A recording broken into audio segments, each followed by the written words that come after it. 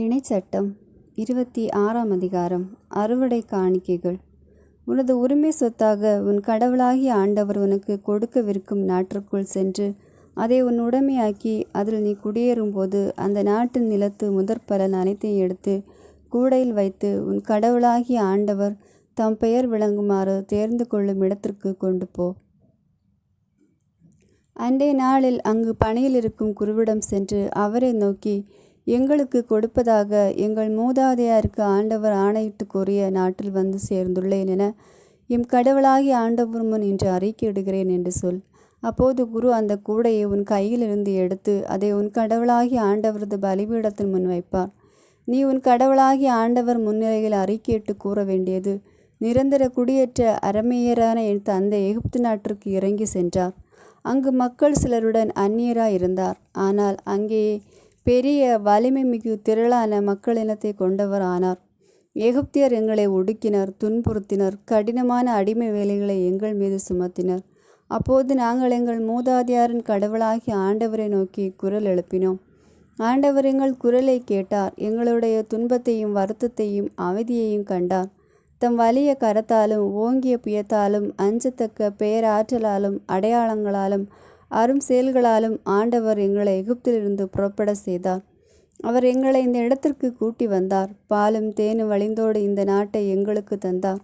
எனவே ஆண்டவரே, இதோ நீர் எனக்கு கொடுத்த நிலத்தின் முதற்பலனை கொண்டு வந்துள்ளேன் என்று சொல்லி அதை உன் கடவுளாகிய ஆண்டவர் முன்னிலையில் வைத்து அவரை பணிந்து தொழுவாய். பின்னர் நீயும் லேவியரும் உன்னோடு உள்ள அந்நியரும் கடவுளாகிய ஆண்டவர் உனக்கு உன் வீட்டாருக்கும் செய்த அனைத்து நன்மைகளை முன்னிட்டு அக்களியுங்கள். 10 பகுதி செலுத்தும் ஆண்டாகிய 3ஆம் ஆண்டில் அவ்வாண்டின் விளைச்சலில் 10 பாகத்தை லேவியருக்கும் அந்நியருக்கும் அனாதைக்கும் கைம்பெண்ணுக்கும் கொடு. அதனால் அவர்கள் உன் வயல்களுக்கு உள்ளே உண்டு நிறைவு அடைவர். அதன்பின் நீ உன் கடவுளாகிய ஆண்டவர் முன்னிலையில் அறிவிக்க வேண்டியது, நீர் எனக்கு கட்டளையிட்ட அனைத்து கட்டளைகளின்படி தூய பகுதியை என் வீட்டிலிருந்து எடுத்து அவற்றை லேவியருக்கும் அந்நியருக்கும் அனாதைக்கும் கைம்பெண்ணுக்கும் கொடுத்துள்ளேன். உன் கட்டளைகளை நான் மீறவில்லை, அவைகளை நான் மறக்கவும் இல்லை. எனது துயர நாளில் அதிலிருந்து உண்டதும் இல்லை, தீட்டான போது அதிலிருந்து எடுக்கவும் இல்லை, இளவுக்காக அதிலிருந்து கொடுக்கவும் இல்லை. என் கடவுளாகிய ஆண்டவர் குரலுக்கு கீழ்ப்படிந்து நீர் எனக்கு கட்டளையிட்டபடி அனைத்தையும் செய்துள்ளேன். நீர் உமது தூய உறைவிடமாகிய விண்ணிலிருந்து கண்ணோக்கி நீர் எங்கள் மூதாதையாருக்கு ஆணையிட்டு கூறியபடி மக்களாகிய எங்களுக்கு கொடுத்துள்ள பாலும் தேனும் வழிந்தோடு நாட்டுக்கு ஆசி வழங்குவீராக. ஆண்டவரின் சொந்த மக்கள், இந்த முறைமைகளையும் நியமங்களையும் நிறைவேற்றுமாறு உன் கடவுளாகிய ஆண்டவர் இன்று உனக்கு கட்டளையிட்டுள்ளார்.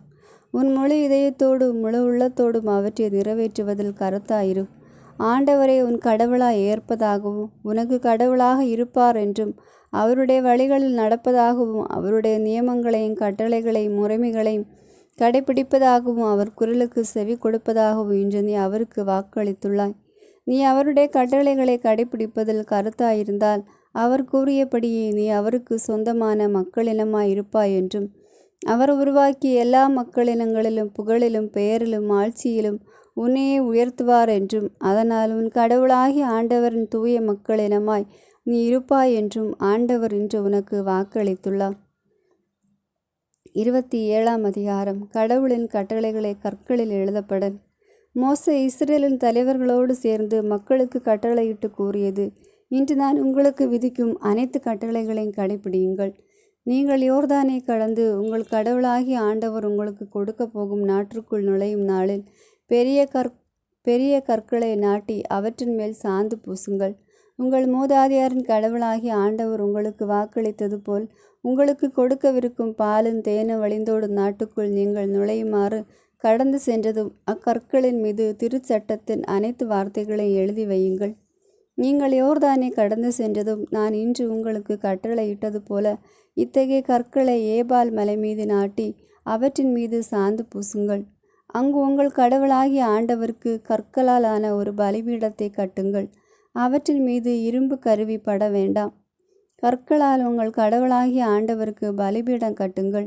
அதன் மேல் உங்கள் கடவுளாகிய ஆண்டவருக்கு எரிபலிகளை செலுத்துங்கள். நல்லொரு பலிகளையும் செலுத்தி அங்கேயே உங்கள் கடவுளாகிய ஆண்டவர் முன்னிலையில் உணவருந்தி மகிழ்ச்சி கொள்ளுங்கள்.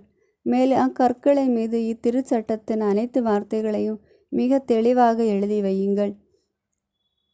பின்னர் மோசே லேவிய குருக்களோடு சேர்ந்து இஸ்ரேல் மக்கள் அனைவருக்கும் சொன்னதாவது: இஸ்ரேலே, கவனமாக கேள். நீ இன்று உன் கடவுளாகிய ஆண்டவரின் மக்களினமாகியுள்ளாய். எனவே உன் கடவுளாகிய ஆண்டவரின் குரலுக்கு செவிகொடு. நான் இன்று உனக்கு விதிக்கும் அவர்தம் கட்டளைகளையும் நியமங்களையும் நிறைவேற்று. கீழ்ப்படியாமைக்கு சாபங்கள். மோசே அன்று மக்களுக்கு கட்டளையிட்டு கூறியது: நீங்கள் யோர்தானை கடந்த பின் மக்களுக்கு ஆசி வழங்குமாறு சிமியோன், லேவி, யூதா, இசாக்கார், யோசேப்பு, பென்யமின் ஆகியோர் கெரிசி மலை மீது நிற்கட்டும். மக்களுக்கு சாபம் வழங்குமாறு ரூபன், காத்து, ஆசேர், செபுலோன், தான், தப்தலி ஆகியோர் ஏபால் மலை மீது நிற்கட்டும். லேவியர் இஸ்ரேலர் அனைவருக்கும் உரத்த குரலில் கூற வேண்டியது: ஆண்டவருக்கு அருவருப்பானதும் சிற்பியின் கைவினைப் பொருட்களுக்குமான வார்ப்பு சிலைகளையோ செதுக்கு சிலையோ செய்து அதை மறைவான இடத்தில் வைப்பவர் சபிக்கப்படட்டும். உடனே மக்கள் அனைவரும் பதில் மொழியாக அப்படியே ஆகட்டும் என்பர். தம் தந்தையோ தாயோ பழிக்கிறவர் சபிக்கப்படட்டும். உடனே மக்கள் அனைவரும் அப்படியே ஆகட்டும் என்பர். தமக்கு அடுத்திருப்பவர் நெல்லிக்கல்லை அப்புறப்படுத்துபவர் சபிக்கப்படட்டும். உடனே மக்கள் அனைவரும் அப்படியே ஆகட்டும் என்பர். பார்வையற்றவரை வழி தவறி செய்பவர் சபிக்கப்படட்டும். உடனே மக்கள் அனைவரும் அப்படியே ஆகட்டும் என்பர். அந்நியருக்கும் அனாதைக்கும் கைம்பெண்ணுக்கும் உரிய நீதியை புரட்டுபவர் சபிக்கப்படட்டும். உடனே மக்கள் அனைவரும் அப்படியே ஆகட்டும் என்பர். தன் தந்தையின் மனைவியோடு கூடுகிறவன் தன் தந்தைக்கு உரியவளின் உடையை திறந்ததனால் சபிக்கப்படட்டும். உடனே மக்கள் அனைவரும் அப்படியே ஆகட்டும் என்பர். எந்த ஒரு விலங்கோடும் புணர்கிறவன் சபிக்கப்படட்டும். உடனே மக்கள் அனைவரும் அப்படியே ஆகட்டும் என்பர்.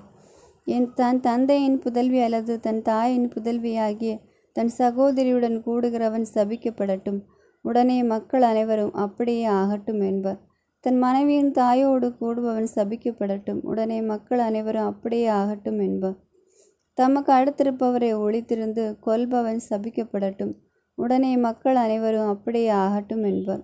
குற்றமற்றவரை கொல்வதற்கு கையூட்டு வாங்குபவர் சபிக்கப்படட்டும். உடனே மக்கள் அனைவரும் அப்படியே ஆகட்டும் என்பர். இத்திருச்சட்டத்தின் வார்த்தைகளை எல்லாம் கடைபிடித்து நடவாதவர் சபிக்கப்படட்டும். உடனே மக்கள் அனைவரும் அப்படியே ஆகட்டும் என்பர்.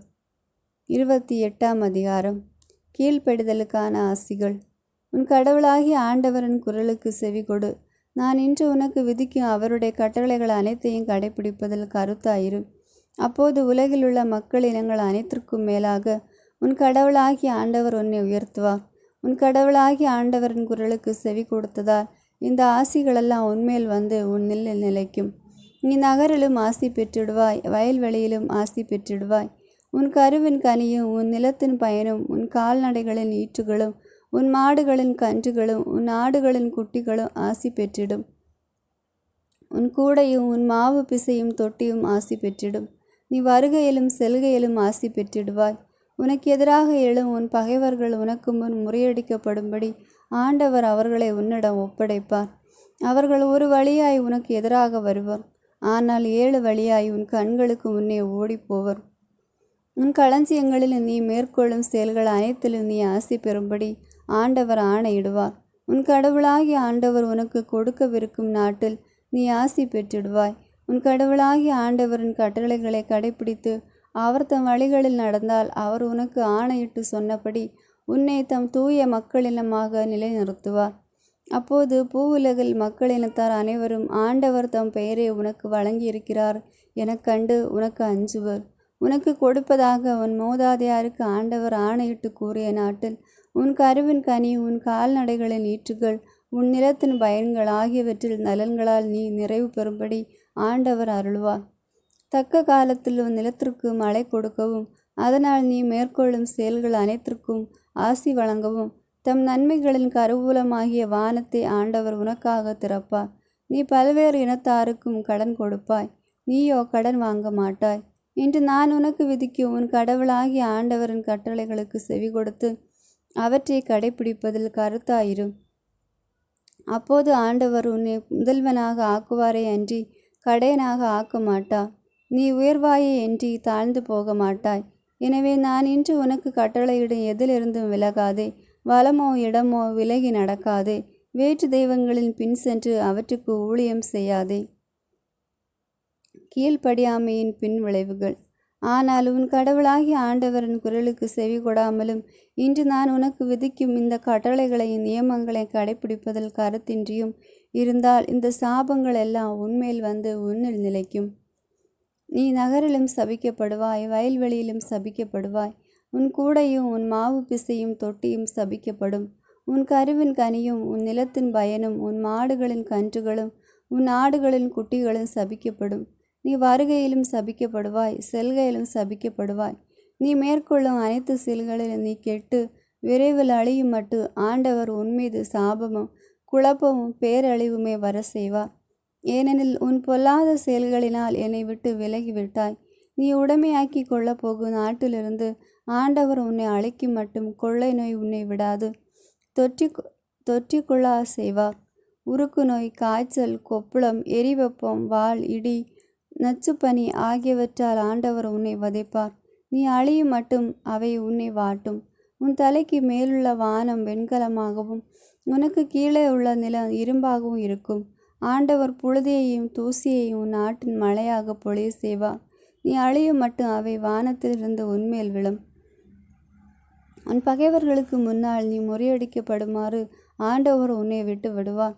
ஒரு வழியாய் அவர்களுக்கு எதிராக புறப்பட்டு வந்த நீ 7 வழியாய் அவர்கள் கண்களுக்கு முன்னே ஓடி போவாய். உனக்கு நேர்வதைக் கண்டு பூவுலகின் எல்லா நாடுகளும் பேரச்சம் கொள்ளும். உன் பிணம் வானத்து பறவைகள் அனைத்திற்கும் நிலத்தின் விலங்குகளுக்கு இரையாகும். அவற்றை விரட்டி அடிப்பவர் எவரும் இரார். எகிப்தின் கொப்புளங்களாலும் மூல நோயாலும் சொறியினாலும் சிறங்கினாலும் ஆண்டவர் உன்னை வதைப்பார். அவற்றிலிருந்து நீ நலம் பெற முடியாது. மூளை கோளாறினாலும் பார்வை இழப்பாலும் மனக்குழப்பத்தாலும் ஆண்டவர் உன்னை வதைப்பார். பார்வையற்றோன் இருளில் தடவி திரிவது போல் நீ பட்ட பகலில் தடவி திரிவாய். உன் முயற்சிகளில் நீ வெற்றி பெற மாட்டாய். நீ எந்நாளும் ஒடுக்கப்படுகிறவனும் பறி கொடுக்கிறவனுமாயிருப்பாய். உன்னை விடுவிக்க எவரும் இரார். நீ ஒரு பெண்ணை மணமுடிப்பாய், வேறு ஒருவன் அவளோடு கூடி வாழ்வான். நீ ஒரு வீட்டை கட்டுவாய், ஆனால் அதில் நீ குடியிருக்க மாட்டாய். நீ திராட்சை தோட்டத்தை அமைப்பாய், ஆனால் அதன் பயனை அனுபவிக்க மாட்டாய். உன் மாடு உன் கண்களுக்கு முன்னால் வெட்டப்படும், ஆனால் அதிலிருந்து நீ உண்ண முடியாது. உன் கழுதை உன் கண்களுக்கு முன்னால் கொள்ளையிடப்படும், அது உன்னிடம் திருப்பி கொடுக்கப்பட மாட்டாது.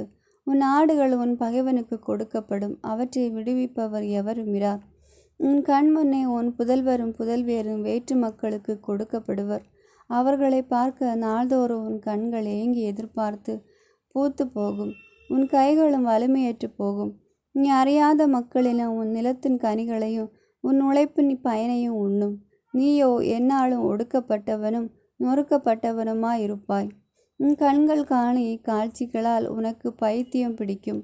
முழங்கால்களிலும் தொடைகளிலும் தோன்றும் குணப்படுத்தவே முடியாத கொடிய கொப்புளங்களால் ஆண்டவர் உன்னை வதைப்பார். உன் உள்ளங்கால் முதல் உச்சந்தலை வரை அது பரவும். உன்னையும் உனக்காக நீ ஏற்படுத்திய அரசனையும் உனக்கு உன் மூதாதையாருக்கும் தெரியாத இனத்தாரிடம் ஆண்டவர் போக செய்வார்.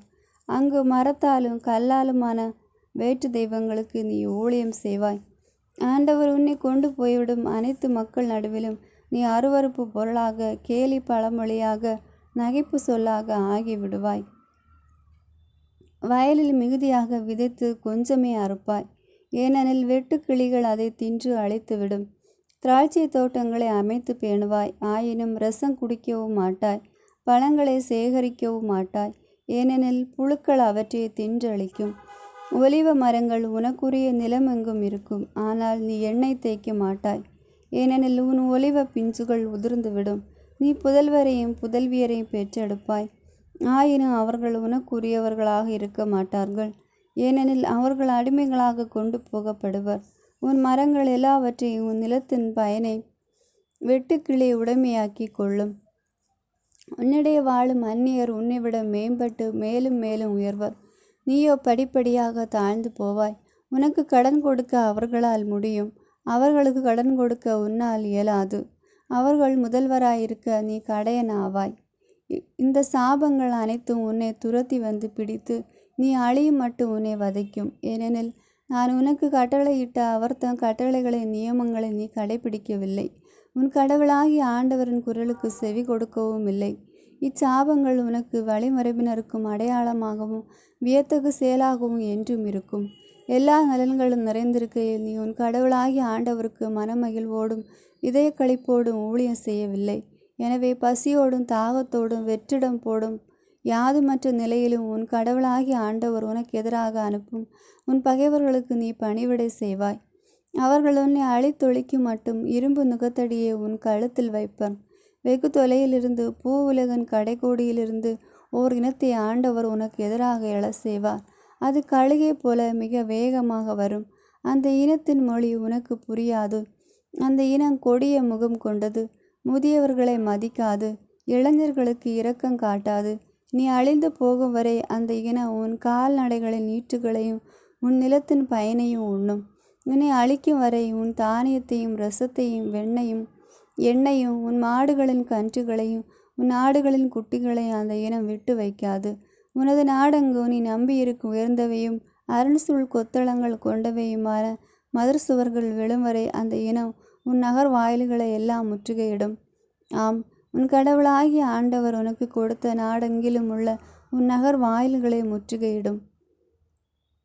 உன் பகைவன் முற்றுகையிட்டு உன்னை எவ்வளவு வாட்டி வதப்பானெனில் உன் கடவுளாகிய ஆண்டவர் உனக்கு கொடுத்துள்ள உன் கருவின் கனிகளான உன் புதல்வர் புதல்வியரின் சதையை கூட உண்பாய். உன் பகைவன் உன் நகர்கள் அனைத்தையும் முற்றுகையிட்டு உன்னை எவ்வளவு வாட்டி வதப்பானெனில் உங்களிடையே மிக மென்மையான இனிய குணத்தோடு வளர்ந்தவன் இனி எதுவுமே இல்லாததால் தான் உண்ணும் தன் பிள்ளையின் சதையை தன் சகோதரனுக்கோ தன் அன்பு மனைவிக்கோ எஞ்சியுள்ள தன் பிள்ளைகளுக்கோ கொடுக்க மாட்டான். உணவன் பொருட்டு அவர்களை வெறுப்பான். உன் பகைவன் உன் நகர்கள் அனைத்தையும் முற்றுகையிட்டு உன்னை எவ்வளவு வாட்டி வதப்பானெனில் உங்களிடையே மிக மென்மையான இனிய குணத்தோடு வளர்ந்தவள் தன் உள்ளங்காலை தரையில் நன்றாக ஊன்றி நடக்காத அளவு இனிமையும் மென்மையும் மிக்கவள் இனி எதுவுமே இல்லாததால் குழந்தை பிறந்தவுடனே தன் குழந்தையையும் அதனோடு வருகின்ற கழிவுகளையும் மறைவாக உண்பாள். எவருக்கும் கொடுக்க மாட்டாள். உணவின் பொருட்டு தன் இனிய கணவனையும் தன் புதல்வர் புதல்வியரையும் வெறுப்பாள்.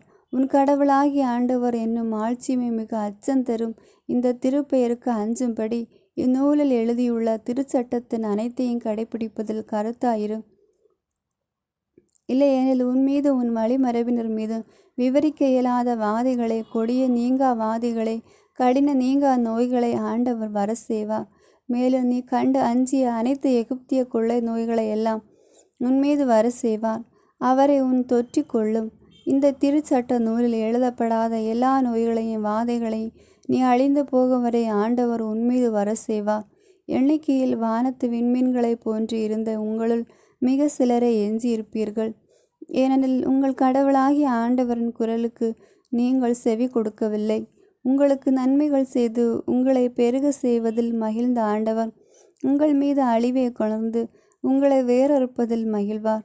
நீங்கள் உடைமையாக்கி கொள்ளப் போகும் நாட்டிலிருந்து நீங்கள் பிடுங்கி எறியப்படுவீர்கள். உலகின் ஒரு முனை முதல் மறுமுனை வரை உள்ள எல்லா மக்களினங்களிலும் ஆண்டவர் உன்னை சிதறடிப்பார். அங்கு நீயும் உன் மூதாதையரும் அழியாத மரத்தாலும் கல்லாலுமான வேற்று தெய்வங்களுக்கு நீ ஊழியம் செய்வாய். அந்த மக்களினங்களுக்கிடையே உனக்கு ஓய்விராது. உன் உள்ளங்கால்கள் தங்கி இளப்பாற இடம் தராது. அங்கே ஆண்டவர் நடுநடுங்கு இதயத்தையும் பஞ்சடைந்த கண்களையும் தளர்வுற்ற மனதையும் உனக்கு கொடுப்பார். உன் உயிர் உனக்கு கேள்விக்குறியாகும். உன் வாழ்வு மீது நம்பிக்கை இழந்து இரவும் பகலும் அச்சத்தோடு வாழ்வாய்.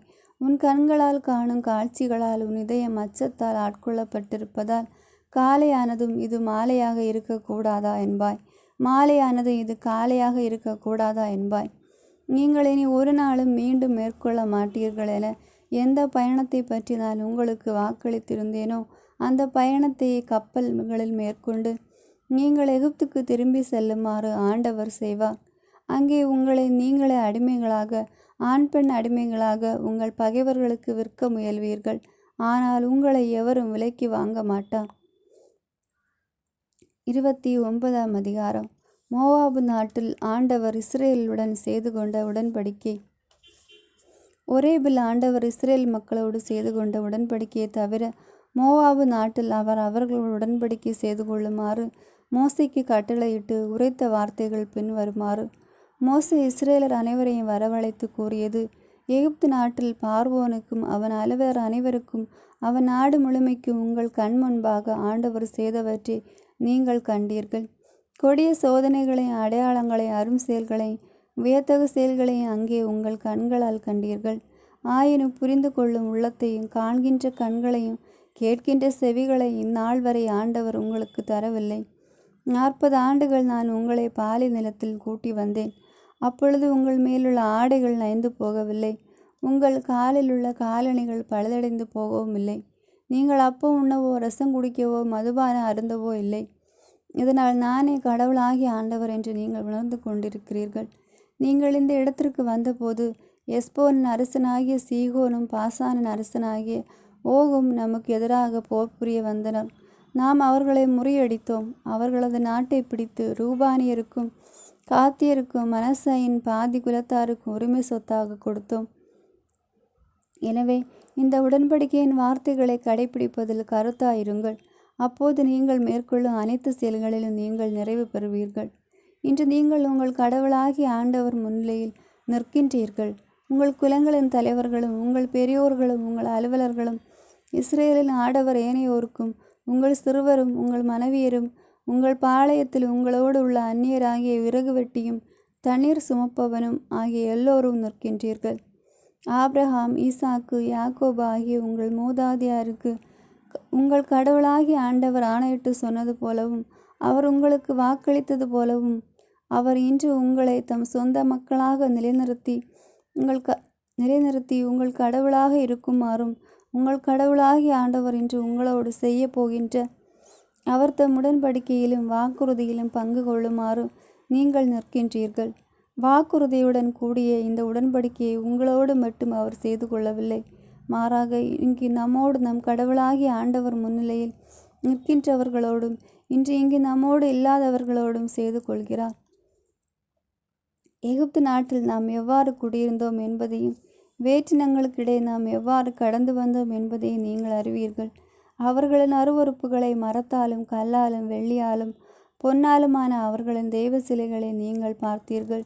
அந்த வேற்றினங்களின் தெய்வங்களுக்கு பணிபுரியுமாறு நம் கடவுளாகிய ஆண்டவரை விட்டு விலகி செல்லும் மனமுள்ள ஆணோ பெண்ணோ குடும்பமோ குலமோ உங்களிடையே இன்று இல்லாதிருக்கட்டும். நச்சுத்தன்மையும் கரையான் அரிப்பும் கொண்ட வேரை போன்ற எவரும் உங்களிடையே இல்லாதிருக்கட்டும்.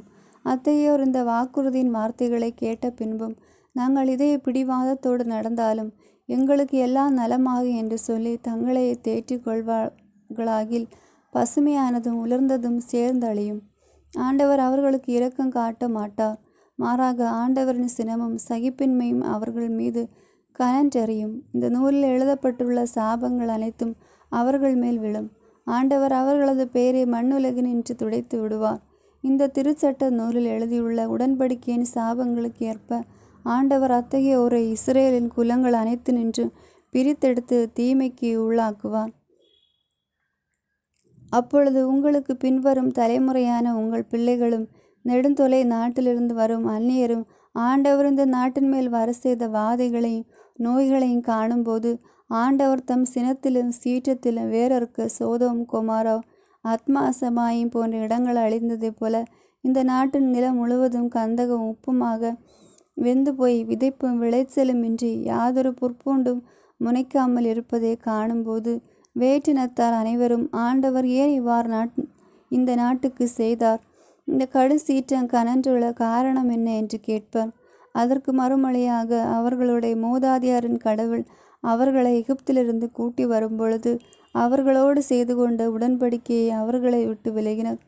அவர் அவர்களுக்கு கொடுக்காதவையும் அவர்கள் அறியாதவையுமான வேற்று தெய்வங்களை பின்பற்றி அவற்றுக்கு ஊழியம் செய்தனர்.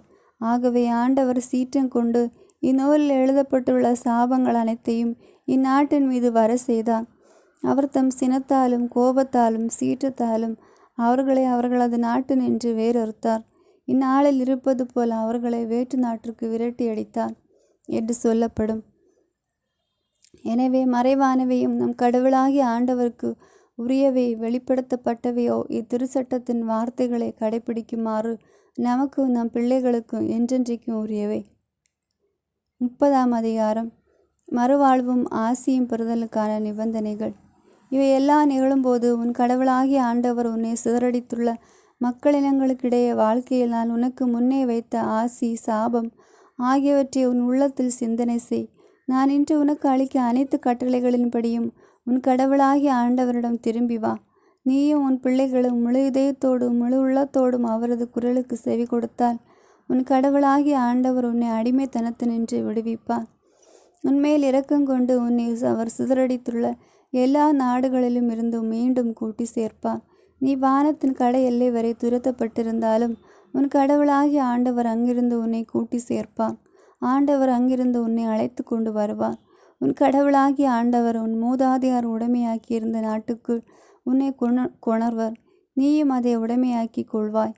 உனக்கு நன்மைகள் ஈந்து உன் மூதாதையாரை விட உன்னை பெருக செய்வார். உன் கடவுளாகிய ஆண்டவர் உன் உள்ளத்தையும் உன் வழிமரபின் உள்ளத்தையும் பண்படுத்துவார். அதனால் உன் கடவுளாகிய ஆண்டவர் மீது நீ முழு இதயத்தோடும் முழு உள்ளத்தோடும் அன்பு கூர்வாய். அப்போது நீயும் வாழ்வு பெறுவாய். உன் கடவுளாகிய ஆண்டவர் இந்த சாபங்களை எல்லாம் உன் பகைவர் மீதும் உன்னை வெறுப்பவர் மீதும்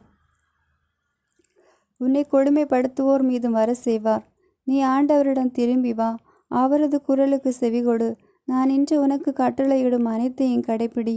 நீ மேற்கொள்ள அனைத்து செயல்களிலும் நீ நிறைவு பெறும்படி உன் கடவுளாகிய ஆண்டவர் செய்வார். உனது கருவின் கனி உன் கால்நடைகளை நீற்று. உனது நிலத்தின் பயன் அனைத்தும் நலவும் அமையுமாறு செய்வார். உன் மூதாதையாரில் மகிழ்வு கொண்டது போல் உன் நன்மையின் பொருட்டு உன்மீது மீண்டும் மகிழ்வான். எனவே உன் கடவுளாகிய ஆண்டவரின் குரலுக்கு செவிகொடு. சட்ட நூலில் எழுதப்பட்டுள்ள அவர்தம் கட்டளைகளையும் நியமங்களையும் கடைப்பிடி. உன் முழு இதயத்தோடு முழு உள்ளத்தோடு உன் கடவுளாகிய ஆண்டவரிடம் திரும்பு. ஏனெனில் இன்று நான் உனக்கு கட்டளையிடும் இந்த கட்டளை உனக்கு புரியாததில்லை, உன்னிடமிருந்து வெகு தொலையிலும் இல்லை. நாம் அதை கேட்டு நிறைவேற்றுமாறு நமக்காக யார் விண்ணகத்துக்கு போய் அதை கொண்டு வருவார் என்று நீ சொல்லாதவாறு அது விண்ணில் இல்லை. நாம் அதை கேட்டு நிறைவேற்றுமாறு நமக்காக யார் கடல் கடந்து சென்று அதை நம்மிடம் கொண்டு வருவார் என்று நீ சொல்லாதவாறு அது கடல்களுக்கு அப்பால் இல்லை.